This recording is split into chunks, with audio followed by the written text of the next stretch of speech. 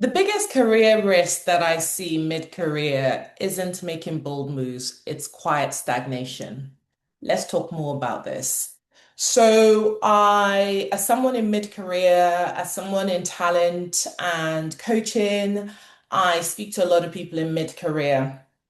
And one of the common things I hear from people is, it's fine when it comes to talking about their jobs.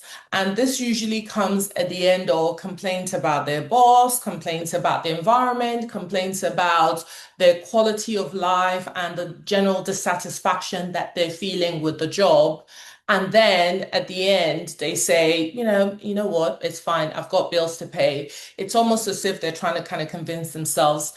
And I think that there's a real sadness to this for me because it feels like because people are of a certain age, they've ruled themselves out of being satisfied, out of being happy, out of making moves that they know will enhance their lives. And they're willing to accept less than because, let's face it, it's in many cases the safer thing to do.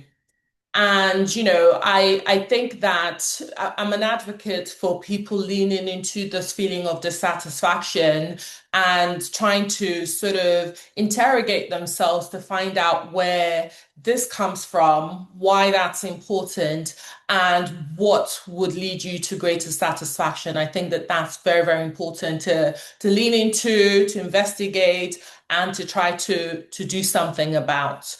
I think that a lot of people in mid-career have a lot more to lose than maybe when you're in your 20s and it comes to pivoting. Granted, at this time, a lot of people have families to contend with, whether you have children and you've got to pay their fees and for the extracurricular activities. You might be child free, but usually at that point, a lot of people have to deal with parental responsibilities. At this point, people might have mortgages, cars, a lifestyle that they're accustomed to, vacation, etc. Right? I think that there's a lot that comes with being mid-career, being accustomed to a certain way of living, and then feeling that that might be in jeopardy if you are to change track. And move into a completely different job or move into a different company or do something completely different. That's very, very kind of difficult to rationalize and to contend with. But I want to talk a little bit about the repercussions of not leaning into this feeling of discontent and trying to do something about it.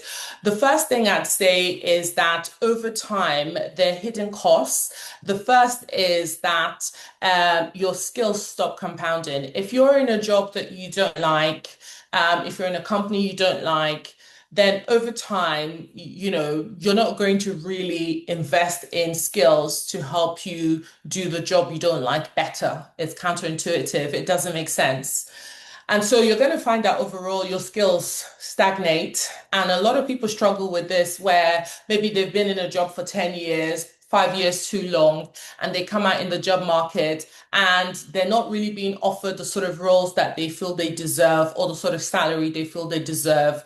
And a lot of people blame recruiters for this. But the reality is that you're not getting some of that in part because actually you stopped growing and you stopped growing a long time ago. And for someone at your level, where your skills should be, the language you should be using isn't where it needs to be because you have long stopped evolving. And this is a hard message for people to hear, but I think it's a necessary one as being an impact of, not making tough decisions when you should and staying on in roles for much longer than you should do or you need to do. The second thing is really having a loss of narrative control. So others tend to define who you are, what you're about. If you know me, you know that I'm a real advocate for visibility, for people demonstrating and showcasing their work externally, right? Externally from their current employer, whether that's on LinkedIn or a code repository, etc. I think it's very important that people see how you think. It's changed my life.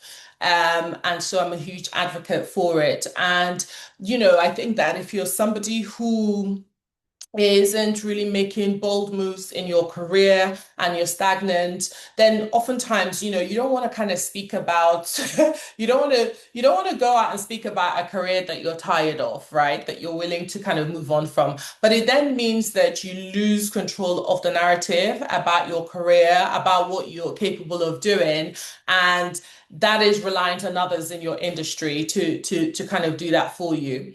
I think the third point is that there's ultimately a degradation in your mental state and your kind of psychological state over time. When you're constantly going into an environment that's depleting, you feel drained. I've seen people who, year after year, going into the job that they hate because they're forced them a certain lifestyle, seeing that those feelings of discontent spill over into your private life. And so you start beefing with people that are actually, close to you. And in the past, you would have been able to sort of have managed any issues in a calmer manner, but you're now, frustrated very easily because the real frustration is with yourself and the fact that you choose to stay on in a job that you've kind of long outgrown.